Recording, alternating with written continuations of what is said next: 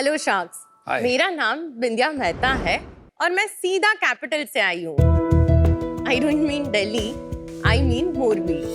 ये भले ही गुजरात का एक छोटा सा शहर है, पर ये इंडिया का सिरामिक कैपिटल है। मेरे शहर की टाइल इंडस्ट्री 75,000 करोड़ की है और यहाँ के 800 फैक्ट्रीज के बीच में मैं भी एक थर्ड जनरेशन एंटरप्रेन्योर हूँ। मेरा शहर मोरबी सदियों से टेक्नोलॉजिकल एडवांसमेंट्स को वेलकम करता आया है।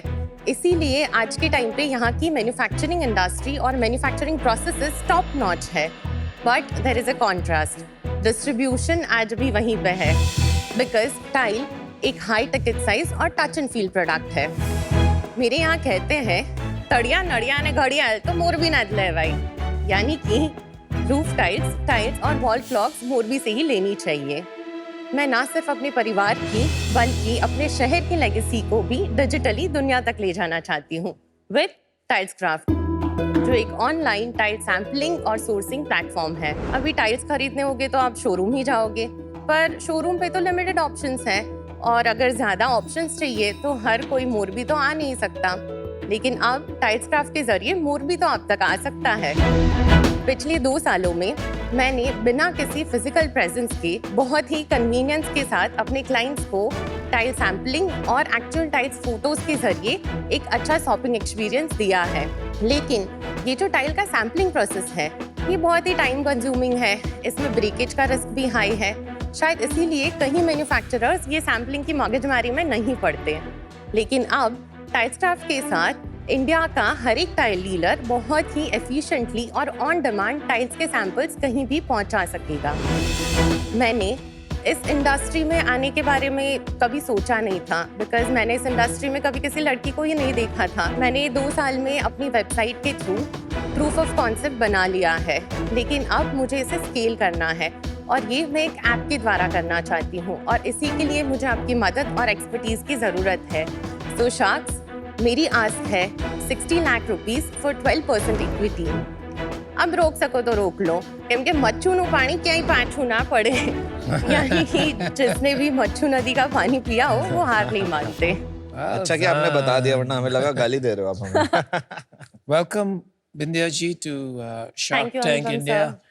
आपने पहले ही बता दिया कि you are the first woman in this industry, तो उसके लिए सलाम आपको। You broken some barriers, but let's understand the journey. यहाँ तक कैसे पहुंचे आप? मैं थर्ड जनरेशन सिरामिक एंटरप्रेन्योर हूँ। सो मेरे दादा सीमेंट टाइल का मैन्युफैक्चरिंग करते थे, मेरे पापा विट्रीफाइड टाइल्स का होलसेल बिजनेस चलाते हैं और मैंने रिटेल और एक ऑनलाइन प्लेटफॉर्म के द्वारा इसी इंडस्ट्री में अपना बिजनेस बनाया। मैंने अपना स्कूलिंग मोरबी में किया, उसके बाद मैं अपना ग्रेजुएशन अहमदाबाद में सेंट ज़ेवियर से किया। पहले से ही थोड़ा बिजनेस का इंटरेस्ट तो था ही, तो मैंने MBA कर लिया मार्केटिंग में अहमदाबाद यूनिवर्सिटी से। मैं वहीं से कैंपस प्लेस हो गई थी नेस्ले इंडिया में। और जब मैंने नेस्ले छोड़ा तब मैं की अकाउंट्स ऑफिसर थी, जो साउथ गुजरात का बेल्ट पूरा मॉडर्न ट्रेड का आई वाज हैंडलिंग। उसके बाद मैं वापस मोरबी गई, बीच में कोविड आ गया था तो उस टाइम पे फिर वापस बाहर जाना पॉसिबल नहीं था। एंड मैं भी एक सिंगल चाइल्ड हूँ, तो डैड ने कहा आप थोड़ा हेल्प कर दो। उनका बेसिक ये था कि बिजनेस के प्रिंसिपल सेम होता है, तो वो सीख लो तो कुछ भी कर पाओगे। एंड ये 75,000 करोड़ का बिजनेस जो होता है मोरबी का, ये पूरे इंडिया की टाइल सप्लाई थी। तकरीबन 22,000 करोड़ जितना एक्सपोर्ट होता है, जो कि टोटल प्रोडक्शन का अप्रॉक्सीमेटली 30% जितना होगा और बाकी डोमेस्टिक कंजम्पशन है। मैं एक्चुअली आपके लिए कुछ गिफ्ट्स लाई हूँ, मैं वो जरूरी आपको देना चाहूँगी।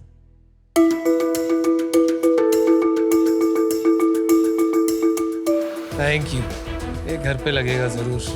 आई थिंक मुझे ये भी बहुत अच्छा लगा कि हर टाइल के पीछे मेड इन इंडिया लिखा। मुझे टाइल बिजनेस काफी एक्साइटिंग लगता है। आई थिंक पहले टाइल सारी चाइना से आती थी और कुछ सालों में ये पूरी इंडस्ट्री इंडिया में मूव हो गई और इंडिया अब इंडिया के लिए नहीं बना रहा है, एक्सपोर्ट्स भी कर रहा है।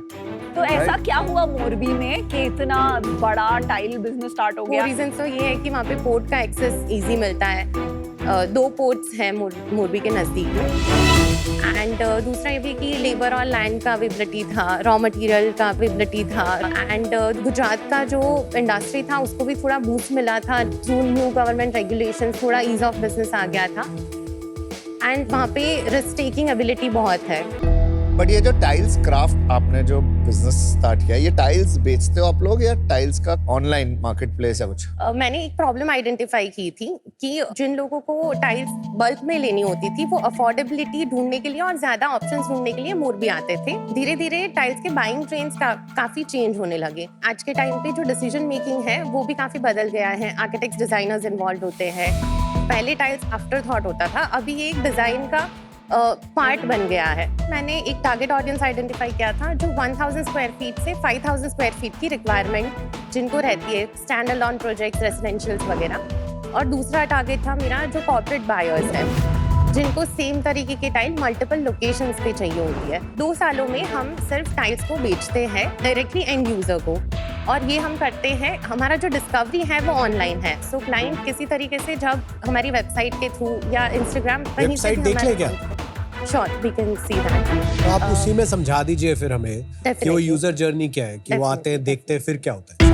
ये टाइल्सक्राफ्ट का वेबसाइट है, जहाँ से भी कोई भी हमारी वेबसाइट पे लैंड करता है आपको हमेशा ये व्हाट्सएप का आइकन दिखेगा। डायरेक्टली मुझे यहाँ से मैसेज आ जाएगा, वहाँ से हम उनको फोन पे, व्हाट्सएप पे कंसल्टेशन देते हैं। हम उनको प्रेजेंटेशन भेजते हैं, उनके रिक्वायरमेंट समझते हैं, फिर उसके बाद सैम्पलिंग करते हैं और फिर उनका ऑर्डर क्लोज करते हैं। ऐसे शुरुआत नहीं हुई थी। मुझे 2 सालों की जर्नी में पता चला कि दैट इज नॉट वर्किंग, तो मैं ट्रायल एंड एरर बहुत सारी चीजें कर रही थी। फिर मुझे रियलाइज हुआ कि जितने भी ऑर्डर्स मेरे कन्वर्ट हो रहे हैं वो सैम्पलिंग के थ्रू हो रहे हैं। सैम्पलिंग के आप पैसे लेते हैं? जी नहीं, अभी नहीं। मैं, क्योंकि मेरा बहुत एसेट लाइट मॉडल है, तो सैम्पलिंग मैं अपने ऊपर ही रखती हूँ। एंड टाइल्स आप बनाते हैं कि जी नहीं, source करते मेरे पास अप्रोक्सीमेटली 65 जितने सप्लायर्स हैं जिनसे टाइल्स खरीद के मैं एंड यूजर तक पहुंचाती हूँ। एंड कंज्यूमर के लिए जो बेनिफिट है वो सिलेक्शन है या प्राइस भी है? दोनों चीज़ है सर। प्राइस में भी उनको 20-30% जितना अप्रोक्सीमेटली डिफरेंस पड़ता है।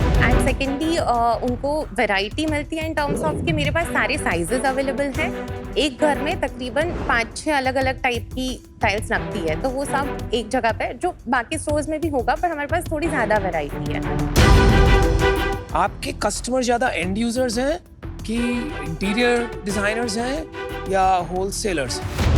मेरे अप्रोक्सीमेटली 40% जितने डिजाइनर्स के थ्रू क्लाइंट्स आते हैं और बाकी के डायरेक्ट यूजर्स आते हैं। तो आपके फादर का और आपका बिजनेस कैसे अलग है? ठीक है, आपकी वेबसाइट है, समझ गए, बट धंधा तो एक ही है। हाँ, वो भी टाइल्स बेचते हैं, हाँ। मैं भी टाइल्स बेचती हूँ। करेक्ट, वैसे हम तो सेम क्या है। कुछ गलत कह दिया था पापा ने? नहीं। आप कुछ गुस्सा है पापा नहीं, को? नहीं, उनका नहीं। बिजनेस खराब करना चाहते हैं?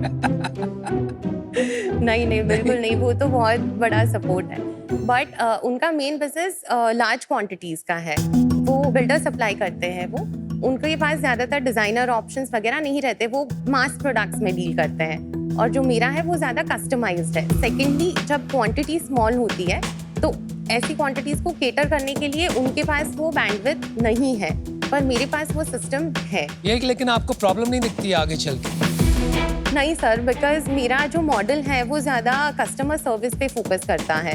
एंड हम लोग एंड टू एंड सर्विस देते हैं। जैसे टाइल्स जो ऐसी प्रोडक्ट है जिसमें कई बार आप फर्स्ट टाइम बायर होते हो, आपको नॉलेज नहीं होता है, तो हम आपको प्रॉपर गाइडेंस देते हैं। हम आपको यहाँ तक कि अगर आपके पास कोई रेफरेंस है, आपके डिजाइनर्स के पास कोई थीम या रेफरेंस है, तो हम आपको वो चीज़ें ढूंढ के भी देते हैं अफोर्डेबल प्राइसेस में। अगर आपकी इजाज़त हो तो मैं आपको अपने ऐप का डेमो दिखाना चाहती हूँ। ऐप का? जी, ऐप जो भी मैं आपके पास? प्रपोज कर रही हूँ, जिसके लिए मुझे फंडिंग की रिक्वायरमेंट। ऐप रेडी नहीं है, आप उसका जी, वो कुछ प्रोटोटाइप है। Figma। मैं आपको सिर्फ उसका रन थ्रू, जिससे आपको मेरे बिजनेस का थोड़ा यस, श्योर। हाँ, क्योंकि अभी तो बिजनेस एक डिजिटल कैटलॉग ही है ना? ऑर्डर्स तो आप व्हाट्सएप पे ले रहे हो। सो बेसिकली मुझे इंडस्ट्री को कनेक्ट करता हुआ एक प्लेटफॉर्म बनाना है जहाँ से सोर्सिंग और सैम्पलिंग दोनों हो सके। इस ऐप को हम फेजेस में एग्जीक्यूट करना चाहते हैं। ये प्लेटफॉर्म सबसे पहले हम डीलर्स और मैन्युफैक्चरर्स दोनों के लिए ही रोल आउट करेंगे। सेकेंड फेज में हम इसको आर्किटेक्ट्स, डिजाइनर्स और एंड यूजर्स तक भी लेके जाएंगे। यहाँ से मैं आपको अभी एक डीलर का जर्नी बताऊंगी। ये सेक्शन बेसिकली एक लिस्ट है सारे मैन्युफैक्चरर्स का जो टाइल्सक्राफ्ट के साथ कनेक्टेड है। यहाँ पे जाके वो जो कैटेगरीज है उसमें से अपने जिस भी कंपनी का वो डीलर है उस कंपनी को यहाँ से प्लस आइकन ऐड करके वो रिक्वेस्ट डाल सकता है। अगर मैन्युफैक्चरर वहाँ से उनकी रिक्वेस्ट को अप्रूव कर देता है, दैट मीन्स कि वो उसका वेरीफाइड डीलर है तो वो यहाँ पे वेरिफिकेशन कंप्लीट हो जाएगा। उनके प्रोडक्ट्स बहुत ही आसानी से उनको कैटेगरी वाइज वो होम सेक्शन में उनको दिखने लग जाएंगे। यहाँ से हम एक चांस दे रहे हैं कि इस तरीके से हम टाइल्स के सैंपल्स को कट करेंगे, उसका पैकेजिंग करेंगे, हम ऑन डिमांड डीलर जब ऑर्डर करेगा तो हम उनको पहुंचाएंगे और इस पे हमारा एक प्रॉफिट मार्जिन रहेगा। आपने जो दिखाया कि डीलर जाएगा साइट पे, मैन्युफैक्चरर को चूज करेगा, जी, मैन्युफैक्चरर वेरीफाई करेगा कि ये मेरा एग्जिस्टिंग डीलर है, ठीक, आगे चल के वो डीलर उसको आपके प्लेटफॉर्म से ही इंटरेक्ट करेगा। नहीं, Is that your plan? नहीं Okay. हम लोग मैन्युफैक्चरर से उनके सैंपल्स ले रहे हैं। हम अपनी फैसिलिटी सेटअप करना चाहते हैं जहाँ पे हम ही उसको कटिंग करेंगे, मैन्युफैक्चरर का ब्रांडिंग करेंगे और फिर जब उनका ही डीलर ऑर्डर करेगा ऐप से तो हम उनको एफिशिएंटली बहुत ही पर आप जल्दी डीलर से को I'm क्यों ला not रहे हैं इकोसिस्टम में? आई understanding. थॉट आप प्राइस बेनिफिट देंगे अगर आप बीच में डीलर को ले आएंगे। मैं आपको उसका भी मैं आपका एक्सप्लेनेशन मॉडल देती समझ हूँ। नहीं पा रहा हूँ। मैं जस्ट आपको क्लैरिफाई एक- फॉर मी। हाँ, मैंने हाँ। एक देखा कि डीलर अप्लाई करेगा मैन्युफैक्चरर को, मैन्युफैक्चरर अप्रूव करेगा। जी, आप बीच में कहाँ से आ रहे हो? मैं सैंपल्स क्रिएट कर रहे हैं। अगर मैं डीलर्स को और मैन्युफैक्चरर्स को प्लेटफॉर्म पे एनरोल कर देती हूँ तो मैं एक उनको अपॉर्चुनिटी दिखा सकती हूँ कि सैंपल्स ऑर्डर हो रहे हैं। सेकेंड फेज में मैं ऐप को आर्किटेक्ट्स, डिजाइनर्स और एंड यूजर्स को भी सैंपल प्रोक्योर करने के लिए ओपन करना चाहती हूँ और ये होगा एक हॉट लीड जनरेशन।